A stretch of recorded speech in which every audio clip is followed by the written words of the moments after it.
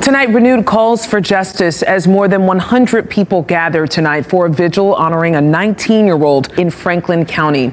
We want to show you Hamilton Woods Jr. You've likely seen his image before. This young man was in January. His family says the second-degree charges that two young men face in his are just not enough. WRAL's Aaron Thomas joining us live in Wake Forest, where this vigil was held. Aaron, you talked to Hamilton's family tonight. All right, peace and blessings, peace and blessings, peace and blessings. All praises to the Most High. Welcome to another episode of Taylor House Publishing. And the clip that you just saw was about the demise of 19-year-old Hamilton Woods that occurred on January the 29th, 2023. Mr. Woods was the victim of being targeted, many people feel, by 18-year-old Gavin Miller and 19-year-old Dylan Thomas Piper. Now, this incident happened in Franklin County, Youngsville to be exact. Now, if you've been following this channel, we've been talking about a lot of the racism that's been happening in Vance, Granville, Franklin, Warrenton, all of those counties that are in close proximity to each other. So this happened in Franklin County, and the details of this situation are as such. Apparently, from the information I got from the people that sent me the article, Mr. Woods was involved in a relationship with someone named Autumn Futrell. Now, this particular night, Woods was at the house of Autumn Futrell and her mother in Youngsville. Now, apparently there was some type of argument, some altercation, some disagreement between Autumn Futrell and a lady named Brooke Harper. Now, Brooke Harper had been calling and threatening Autumn Futrell, telling her that she was going to exterminate her and her mother and put them both 6 feet under.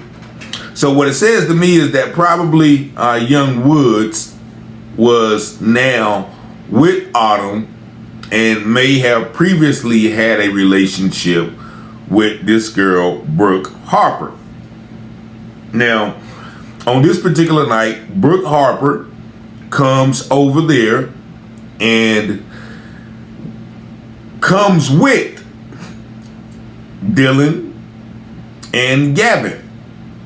And she claims, and this is Brooke, she claims that when she got to this person's house, that Autumn took her out of the car. Autumn is the girl that she came to quote unquote fight. Autumn took her out of the car and then began violently assaulting her. And then it was that Gavin, quote unquote, pulled out a pistol and then unalived Hamilton Woods because he said that he feared for his life, Dylan's life, and Brooke's life. And that was the reason that he unalived Mr. Woods. Now, they were arrested after fleeing the scene, and two of them, Dylan and Gavin, the shooter, was charged with second-degree unalivement.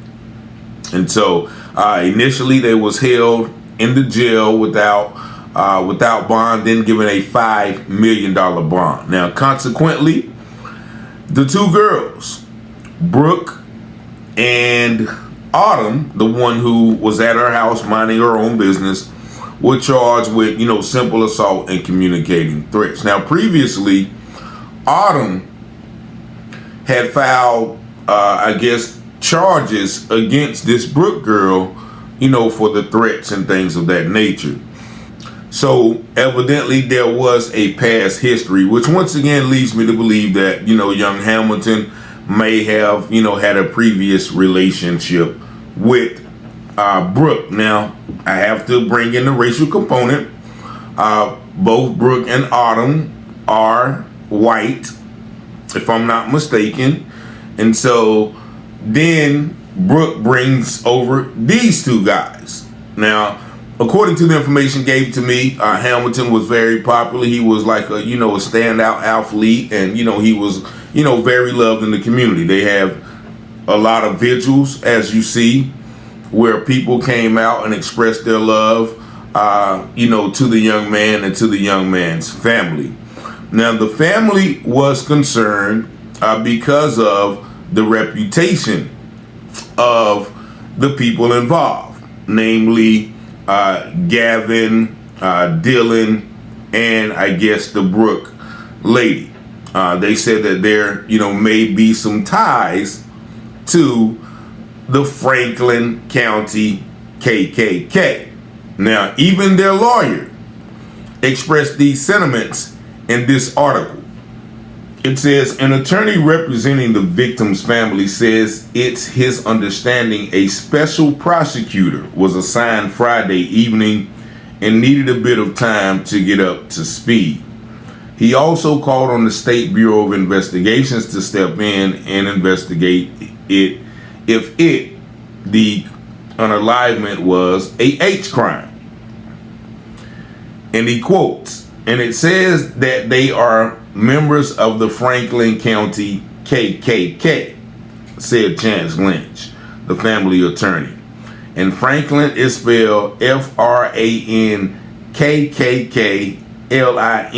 And it says you don't want to mess with these, or you don't want to mess with them.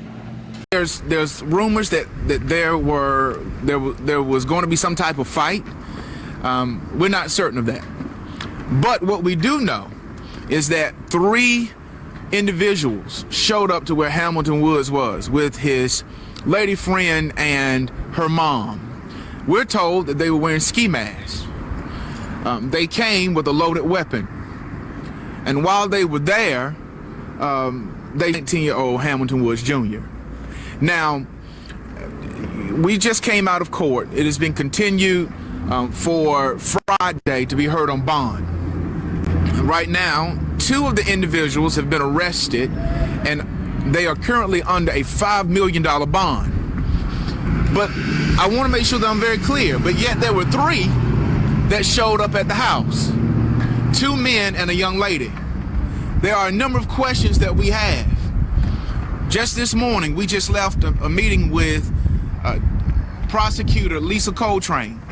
This morning, I sent a letter to the elected district attorney on my letterhead, making a number of requests. The first request was that I requested him to recuse himself in his office from working on this case. We thought that it was necessary that his office recuse himself and bring in a special prosecutor to be able to prosecute this case. Why? Because the elected DA and his staff work with courthouse personnel and the sheriff's office all the time in prosecuting cases. Where we're told that there's courthouse personnel that is somehow connected to the weapon in this case. Not only that, we're also told that David Waters, the elected's father, is serving as a defense counsel for one of the perpetrators.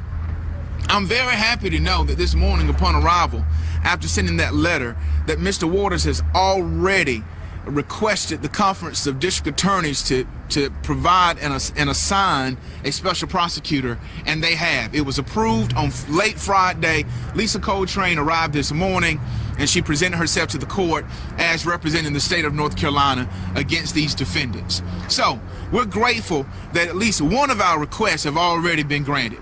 There was a second request that we made on letterhead this morning.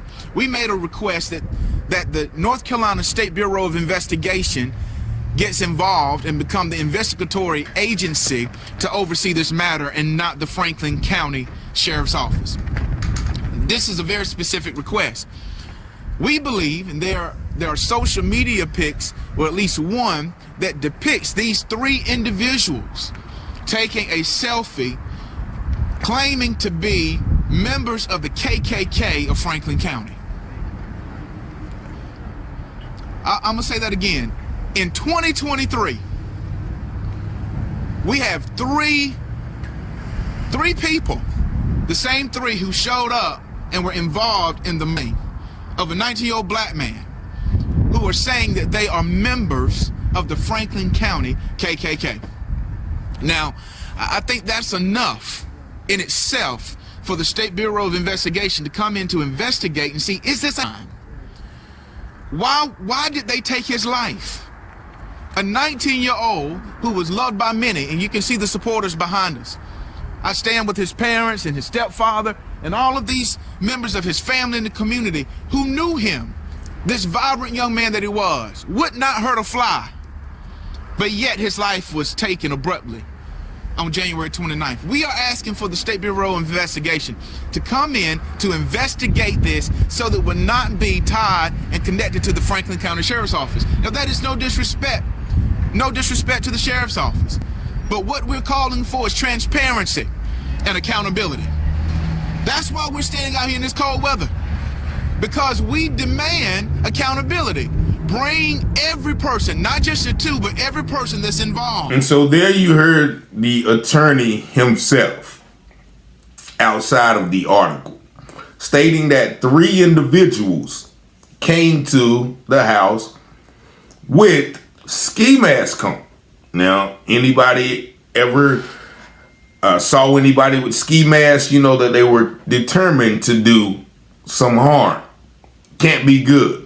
Right. But he also mentions a more important point that we see in a lot of these situations of favoritism and connections between individuals that may be in the court system to the individuals who are committing crimes. Now, he said 2 people were arrested, which we know was Gavin Miller and Dylan Piper.